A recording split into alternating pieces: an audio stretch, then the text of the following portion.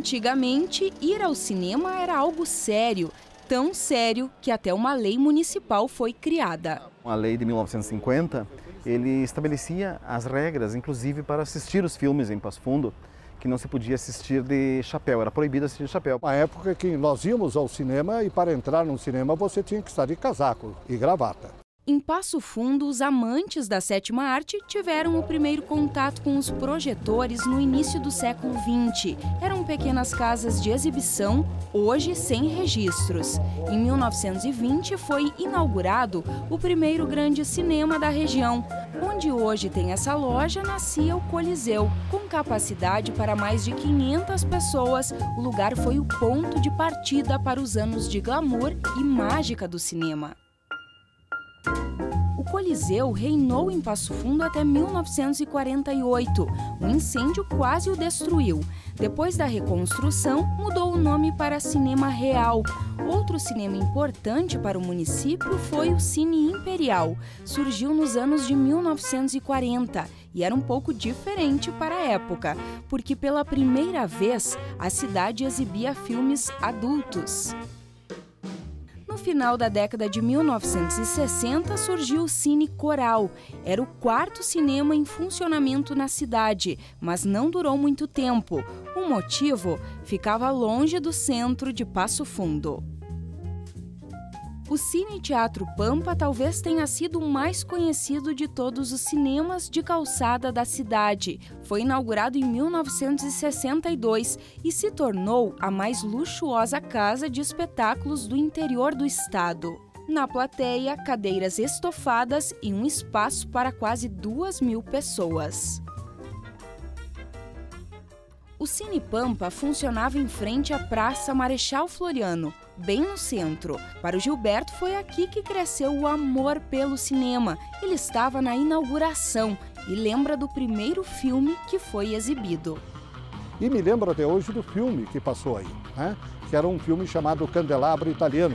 Era um filme de romantismo da época do esplendor do cinema, né? O Pampa, nessa época, tinha aquele esplendor das cortinas. Né? Então, os espectadores entravam no cinema, sentavam, né? Tinha o chamado baleiro balas, né? Baleiro balas. Era um rapaz ou uma moça que vendia bala, chocolate.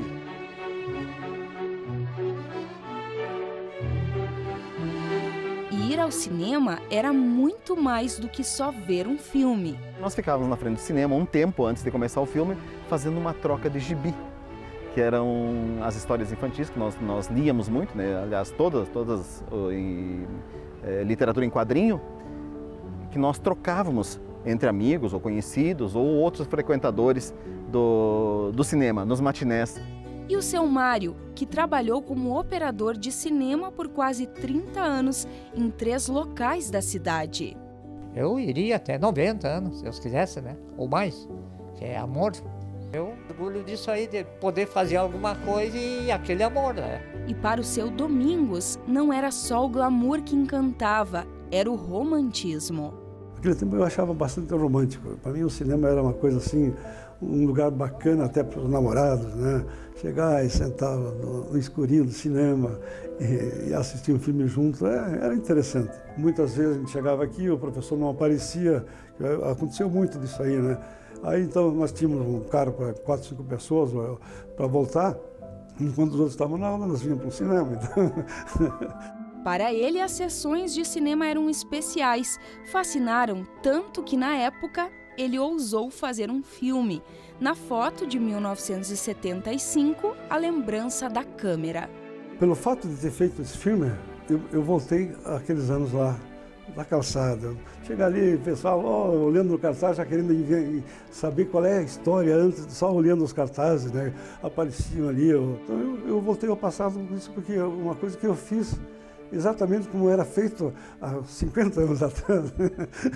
O cinema de calçada em Passo Fundo passou por diversas fases, se desenvolveu com a tecnologia, mas também foi morto por ela. É irônico, mas o cinema de rua, na verdade, ele morreu quando a gente entrou na civilização da imagem, por mais irônico que seja. A partir do momento em que a gente começou a ter mais e mais imagens no nosso celular, imagens na TV, quando a gente começou a ter cada vez mais acesso às imagens, a gente acaba tendo a morte do cinema. a sessão do VHS, a sessão do DVD, do Blu-ray, da internet e principalmente a pressa do mundo moderno. Ninguém mais hoje pararia o carro em frente a Marechal Floriano para vir no Cinema Coliseu. Ninguém mais iria simplesmente se deslocar ao cinema com a ausência de tempo que a gente tem só para ver um programa de cinema. O glamour de uma época que hoje fica nas lembranças, no saudosismo, as histórias contadas, a mágica que acontecia nas grandes telas, a troca de gibis, os amigos feitos na fila da bilheteria. Aí depois saiu do filme conversando, tu viu, né? O cara isso, quer dizer, ficava comentando o que aconteceu na história. Então é uma coisa assim que hoje não acontece mais, né? O cinema deixa saudade realmente.